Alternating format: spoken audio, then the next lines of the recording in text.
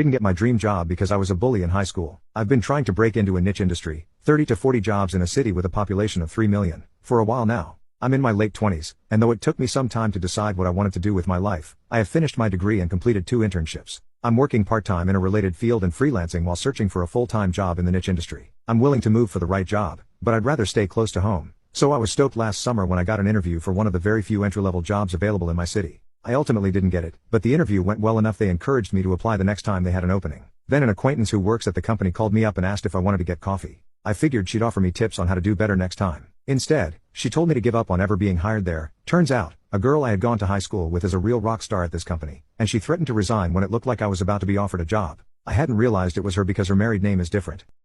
I'll be honest, I wasn't a very nice person back then, and I probably was pretty awful to this girl. I looked my former classmate up, and her resume really is incredible. She graduated from college early and has won awards from people who've worked in our industry twice as long haven't won. Her public-facing work is top-notch. I'm guessing she's the kind of employee a manager wants to keep around. My acquaintance's prediction appears to be true. I didn't get an interview for a new position at the company that would have been an even better fit than the one I'd interviewed for. When I asked why, I was told a staffer had raised some concerns and the company would not be moving forward with my candidacy. I'm heartbroken. I worked so hard for so long to get the training required for this type of work, and I don't think I deserve to be blacklisted for something I said when I was 17. I have my former classmate's work email. See the classmate's response in part 2 posted now.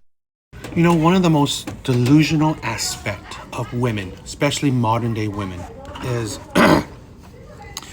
their delusion of thinking that the past does not matter. That the things you've done in your past will not affect your future. Because that is, 1, a bad advice, and 2, that's living in your delusion, right? The actions you take will always matter, whether, small or big, whatever, right? It's, ripples effects in your life. Now, even though I mostly talk about, let's say, a woman's promiscuous life, right? Her past life will affect her future, but still, how she treats people also, it's in essence the same kind of thing, right? But how you treat someone will also affect your future in some way. I mean, to think that whatever you do won't affect your future is you being deluded and not being sensible to reality. Now, yeah, I'm not saying that like everything's 100%, that, oh yeah, it's going to affect you, but it's better to be cautious and actually think through the things you do than just act on things, right? Act on emotions, act on, act on impulse, just be more cautious, think things through. And I believe it's a bad habit of modern day women that they just think they are invincible. I mean, I would say kids in general think they're invincible, but the sad thing that I'm seeing more and more is women thinking that they're impervious to their own actions. Because men will feel those consequences real quick, right? Their life will show it. And women just perceive that, okay, my past is my past. I'm different now and things should be different. No, because we do things to lessen the blow for women, right? Men give them attention.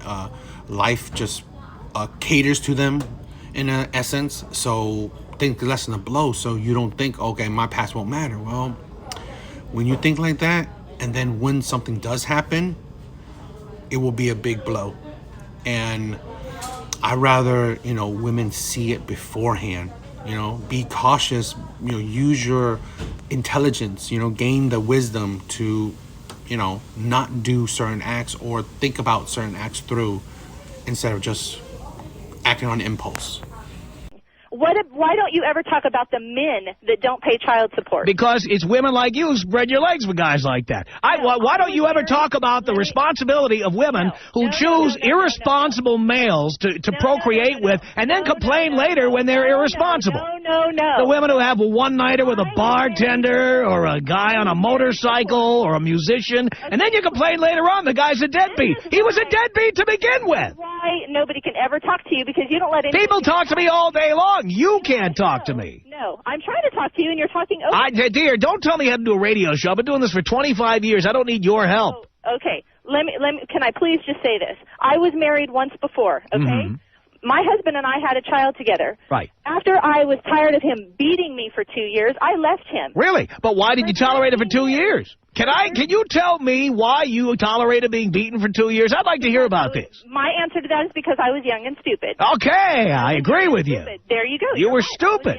No doubt about it. And now what are you going to complain that he doesn't pay child support? A guy who beat you for 2 years? Imagine that. The guy is irresponsible. Right. He beat me for 2 years, and now that deadbeat doesn't pay. So why is it my There's fault your big concern. Now we see why you're so upset about this. You chose a manifestly irresponsible, violent individual to procreate with. Then you're amazed that the guy doesn't send you child support. He didn't beat me until You're still, you know what, dear? You were young and stupid. Now you're old and stupid. I mean, you're still stupid. Oh, my God. You are still stupid. You expect a guy who beat you for 2 years now to suddenly become responsible. I cannot even believe You're insane. It is unbelievable. You can't believe what? I can't believe that you're still on the radio. I'm on the radio because I'm right, and I'm on the radio because I've got millions of listeners. That's why. Yeah, well, you've just lost one. Dear, you're not the target demographic. I really don't give a rat's ass. I'll bet your husband would agree with me. I'll bet your ex-husband would really agree with me. She hung up. Look at that. He beat